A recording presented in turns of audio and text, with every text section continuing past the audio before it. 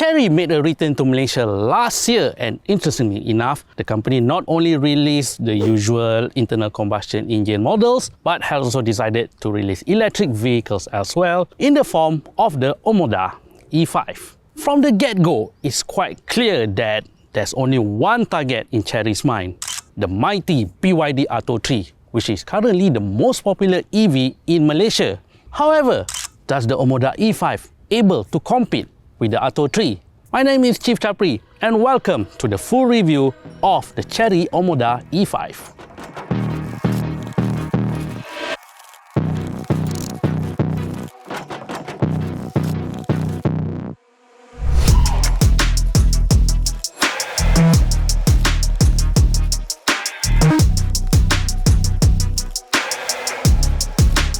In Malaysia, the Omoda E5 comes just in one variant. This front-wheel drive electric SUV featured a 201 horsepower motor that also produces 340 Nm of torque. It is powered by a 61 kWh LFP battery. Priced at 146,800 ringgit, the Omoda E5 is slightly cheaper than the Atto 3 standard range, but has the same firepower and battery capacity as the Atto 3 extended range. At a glance, the Omoda E5 may look identical to its petrol-based cousin, the Omoda 5. However, as you can see here, the electric version is missing the aggressive signature grille. Hence, to me, the Omoda E5 look a little bit tame. If you look at its dimension, the Omoda E5 is slightly smaller than the Atto 3, although their differences are just a few millimeters apart. Hence, they may look so similar when they are parked next to each other. Fun fact, it might be hard to tell simply by looking at them, but at 145mm, the Omoda E5 ground clearance is actually slightly lower than the Atto 3. Storage-wise, the Omoda E5 comes with 483 litres of storage space, which you can expand further by lowering down the rear seats. And there's also another 19 litres of front space. So in general, Chery's offering does have a slight advantage over BYD, since the Atto 3 has a slightly smaller boot space at 440 litres. Although the Atto 3 can match Omoda E5 once you lower down its rear seats, but then again, the Atto 3 has no front. Meanwhile, 18-inch wheels come as standard on the Omoda E5 and are accompanied by the Kumo X-Star PS71 tyres. In Malaysia, there are 4 colours to choose from, including the aqua green as per our review unit, while there are also the khaki white, phantom grey and dark black.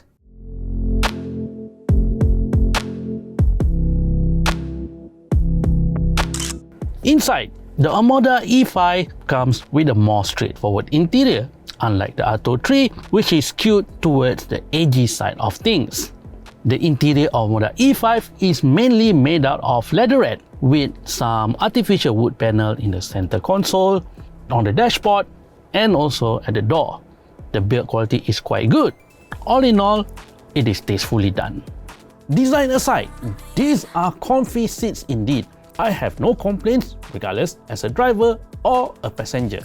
Speaking about the rear passenger seats, plenty of legroom and headroom for me, and no issues for child seats as well. So Chery did a commendable job as far as interior comfort goes.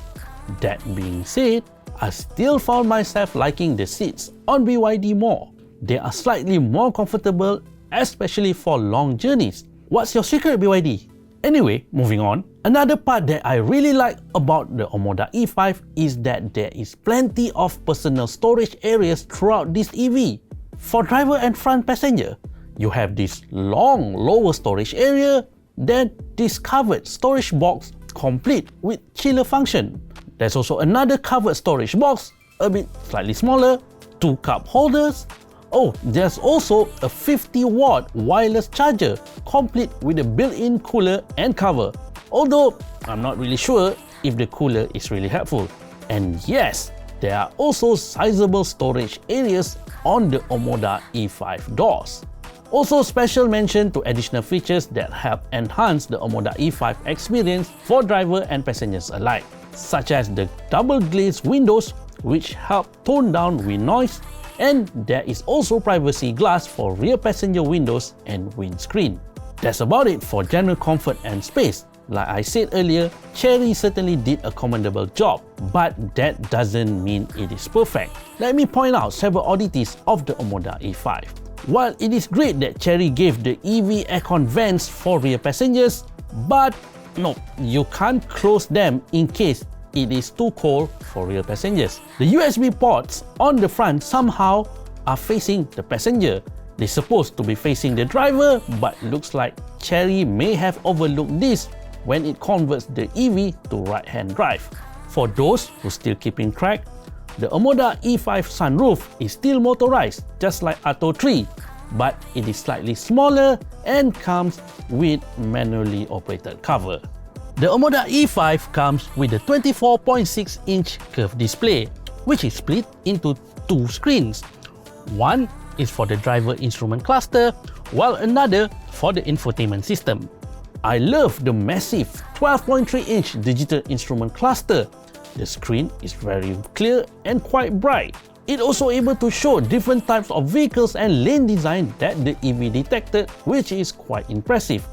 But the 4 buttons on the right side of the display confuses me. Okay, maybe the button for the screen brightness should be there, but the volume settings? Didn't the steering wheel already has volume buttons? I can think of more appropriate shortcut buttons to put in that area, such as quick access to the other settings or aircon fan speed. On the other hand, the 12.3-inch infotainment screen is much smaller than what you can find on BYD EVs. The user interface is quite straightforward, but in some sections it is a bit cluttered for my liking. One big example is the vehicle settings and driver assistance sections, which have massive icons. While they are visually appealing, I found it is hard to scroll through so many of them when I want to switch certain features on and off while driving. There are also the odd English labeling on the infotainment system, like height for regen braking, restoration on the ambient lighting setting, screen bright on the pull-down menu. That being said, Chery should be able to fix this odd labeling through future software updates. Meanwhile, the Omoda E5 comes standard with an 8-speaker audio system from Sony, which sounds okay to me, perhaps slightly better than average OEM audio system, but it is not something that wows me. Ah yes, the Omoda E5 does have voice assistance, which you can activate by saying "Hello Chery" or "Hello Omoda." Hello Omoda. Please say it. Open sunroof. Okay. You can use it to open windows, boot, set the aircon speed, call someone, but it's nothing out of the ordinary when compared to your smartphone.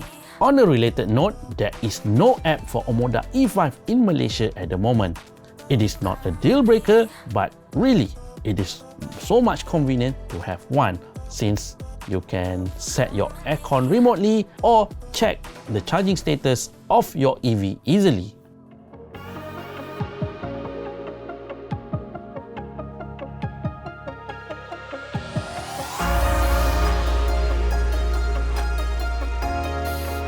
So, how does the right-hand handling feel on the Omoda E5?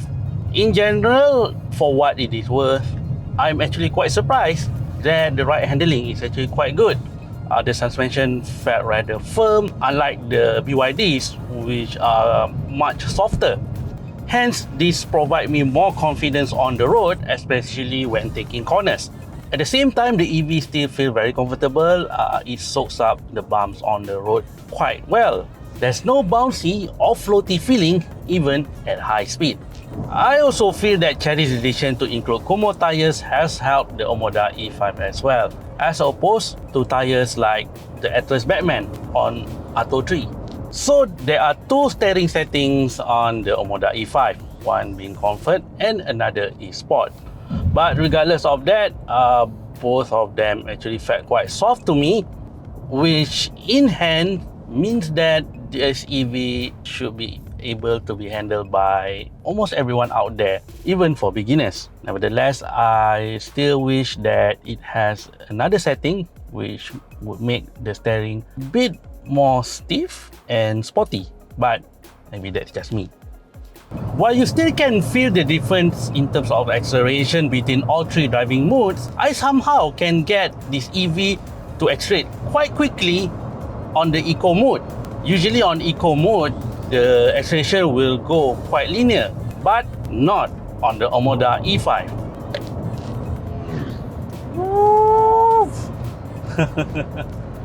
Fun fact, Chery claimed that the Omoda E5 can go up to 172 km/h, but based on my own experience, this EV can certainly go much faster. At this price point, you may expect that the Omoda E5 to come with a lot of advanced driving assistance features, or as Chery like to call it, ADAS level 2.5.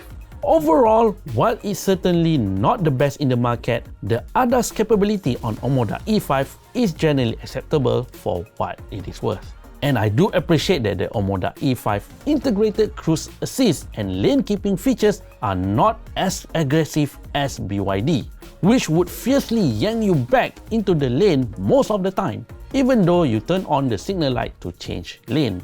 That being said, I still has a list of complaints though. For one, the Omoda E5 traffic jam assist has no stop and go functionality. While it will alert you that the front car is moving away, but you need to press the pedal to make the EV move again. I also felt that the EV's integrated cruise assist and lane keeping features tend to bring the car too much to the left, which make it quite unnerving at times, especially when traveling at highways that are full of lorries on the left lane. I also found that just a gentle steer would already deactivate the integrated cruise assist autonomous steering control, so I have to constantly monitor the status icon on the instrument cluster to know whether it is on or otherwise. Oh, the driver monitoring system? Well, it doesn't work most of the time. When it works, the beeping wasn't that loud or persistent anyway, but I reckon it is still better than nothing. All in all, the Omoda E5 ADAS is okay, but I will not rely on them 100%. After all, ADAS is meant to assist the driver, not a replacement. Chery claimed that the Omoda E5 has an efficiency of 15.5 kWh per 100 km, alongside WLTP rated range of 430 km. Based on my experience, yes, the 400-ish km range is possible, although this can only happen if one drives more conservatively. And I actually did manage to get efficiency rate to as high as 15 kWh per 100 km when I drove the Omoda E5 around the city. But on the highway, the range would drop further since you are traveling at a much higher speed. When I drove the Omoda E5 all the way from KL to Kanga, my average efficiency was 16.75 kWh over 100 km. So in general, I got to squeeze around 350 to 360 km of range from this EV. Unlike the Atto 3, which has a single-phase 7 kW onboard AC charger, the Omoda E5 comes with a 3-phase 9.9 kW setup instead. This means this EV can be charged much faster than its fierce rival, although it still takes over 6 hours to get the battery fully charged via AC charging. As for the DC charging, the Omoda E5 can support up to 80 kW, just like the Atto 3 extended range. Chery claimed that it takes around 28 minutes to get the Omoda E5 to go from 30% to 80%, which is indeed true according to my own test. So you are looking at a total DC charging time of over 1 hour to get the EV fully charged. While we're still on the subject of charging, the Omoda E5 is the first non-Tesla EV in Malaysia to support the auto charge feature at selected Jom Charge chargers. We have tested the feature ourselves and it is really convenient. Meanwhile, the Omoda E5 is also one of the very few EVs in the market that comes with vehicle-to-load functionality. V2L essentially allows users to utilize this EV as a gigantic power bank to power up external appliances. Capable of delivering output of up to 3.3 kW, this nifty feature could be useful to power up things like air fryer and coffee maker during camping trips or family gatherings. However, I am not a fan of the charging port. The massive pop-up cover is quite prohibitive, as I found myself needing to bend over in order to plug in the charger connector properly. Furthermore, you have to press right in the center of the cover or else it will not close properly.